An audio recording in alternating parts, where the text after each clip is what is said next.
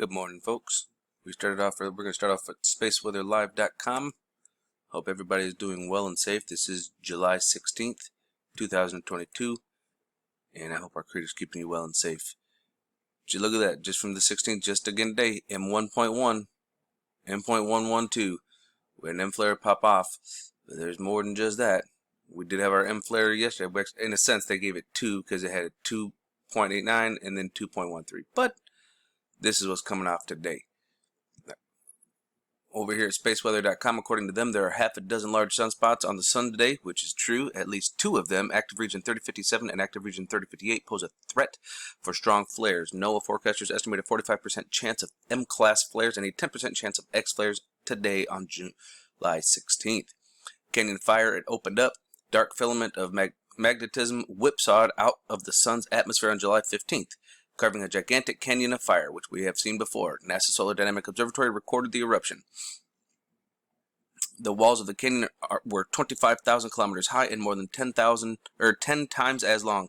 They traced the channel where the filament was suspended by magnetic forces above the sun's surface before instabilities flung it skyward. Soon after the eruption, the Solar and Helio Observatory, SOHO, saw a CME emerging from the sun's northern hemisphere. NOAA analysts are modeling the CME to determine if any part of it might hit Earth. Stay tuned. Well, I've already showed y'all it's coming our way. I showed y'all last night. But yep, that is quite impressive, to be honest with you. But guess what? It wasn't done yet. We're going to come on over here and we're going to take a look at LASCO C2 and, of course, the reverse ink filter. Looks like there's something here already, but this is pretty much getting us right up to where our eruption was. Right here. This was our eruption. And as you can see, as you start bringing it out a little bit more and more and more. Now we know this is coming at us. Now once again, you got to find the outer edges of it. So we know the outer edge is over here and about over here. So you start, oh, and actually look, it looks like it's coming all the way over to here too. Ooh, so you want to draw a line from right about here over to here. So we getting hit. Plain and simple, we're going to get hit with it. Yeah, that's coming at us, folks. We're going to get a little bit of that. Oh, look at this. See this little dauber there, right there? What is this nice little round object?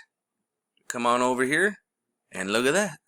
We got that nice little round object right there too. I'm wondering, what is that, folks? Can y'all explain that one to me? Because I don't know what that is. It seems pretty interesting to me. That's all I'm saying. Whoa, what's that? That looks like a little disc-shaped UFO. Oh boy, let's go see if there's other stuff going on out there. Now, I did want to make a correction. The other day I did misspeak. I said that this was Venus, and actually this is Mercury. I came over to planets today like a ding-dong, I didn't check, and actually it is Mercury. So Earth lining up, we got the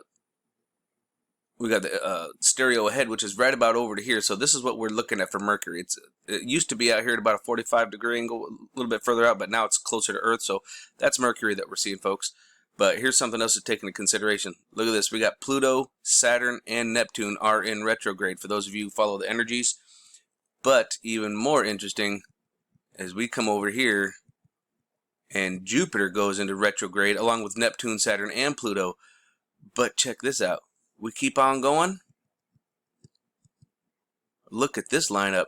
On the 12th, we're perfectly lined up with Saturn, the Moon, Earth, our sun, and Ceres is kind of off at an angle a little bit, but look at that alignment with all of them in retrograde.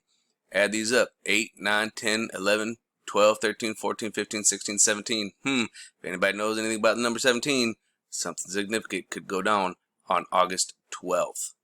Of course, back over at spaceweatherlive.com, we don't want to forget about this little bugger right here that was showing incoming, and it looks like our impact is going to be right on between the 19th and the 20th. So we've got about 3, maybe 4 days, and it will be upon us. Coming over here and taking a look at the Schumann, the Russian model. Take a look at this. Yesterday we had a really large spike. We had that's a very powerful spike, folks. We got up to 87, which is extremely high. And then the day before we had 2 little pops up to about 70. And then look at here, we have 2 here. We got one that got us up to about 52, and then another smaller one, probably at about 45, maybe. But here's what's really interesting. You check the times, right around noon, right? Well, the Italian model has these 2 little spikes, which kind of correlate with these 2 little spikes. If you look at the timing, between 10 and noon. I mean, it's off by a little bit, but if the Earth is rotating, it could happen. I'm kind of wondering what this is. What in the world could? I mean, it's kind of interesting how those correlate that way. And we'll come on over here to IS1. We're going to take a look at our flares. Right over here, we're going to check out our 94 angstroms of light first. Let's get this baby going. Get it right. About perfect. Now this is from earlier yesterday. And of course we could see our flare here, and then here was that filament, and then of course it skips over the eruption. But we can still see lots of little snap, crackles, and pops with our flare today. Ooh, whoa, look at that. Got us a little friend right here. And as we keep on going, believe it or not, there's a lot of friends on here. Look, did you see that? There's another one right there. See him? Right there. How you doing, bud? There's a lot of activity on the 94. And we got more eruption going on there. There was a decent flare right there last night. Right here. Now we're going to get on to the 16th. I believe that's where the actual one today showed up. And right. Oh, look at this. We got some activity. We're going to have the rest of that filament lift off. Yeah, look at that. That's that other part of that filament that didn't lift off. So that one's sent off, and that's coming our direction as well. And there's the M flare right there, showing up at us. Yippee! Oh, look at that. There's another friend right here. See him? Right there. There he is, and there's his signature trail. There's his head. Or the actual craft itself. Craft, ship, UFO, whatever you want to call it. I'm fine with all the above. Now let's come check it out on the 304. Starting off with last night. Let's see what we got here. Oh, and here we go with our liftoff last night. This one whipped up at us too. Man, we're going to be getting some, folks. Constant state of plasma almost. And then of course, ooh, look at this nice little canyon of fire right there. Whoosh. Flipping that baby out. Oh yeah. Destabilized, thrown out, coming at us. And then we had this M flare right here. Right there. Anybody seen it? Oh, you guys see that little friend over there on the left side? There's a couple of them. There he is. How you doing, buddy? See him? We got all kinds of them out there, folks. And then we're going to come check it out on the 193. We're going to see if we have any kind of solar tsunami. I'm not really seeing. I'm seeing all kinds of stuff being thrown off. That was a nice little canyon right there. I see that. Whoosh. That was a good one. So that will be coming our way.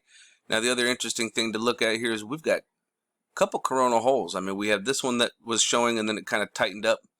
This little guy, but look at this. This is a nice sized coronal hole with all this kind of activity in between a coronal hole here and a coronal hole here. It's putting on that pressure. Those of you unfamiliar with my main channel of Jacob of Ephraim, because I have a couple of channels, today at 2 p.m. Central Standard Time, I will be doing a live premiere. Okay, so that's in about 4 hours. All right, it's going to be Psycho Clown World events and Secret Society discussion with my partner in crime, Figs, and a special guest, Jenny Callie, where she does remote viewing and medium work, and it's always a good thing to have her on the show. We'll see you over there. Eyes open, no fear, and remember, love is the only way forward. Solo Wolf out.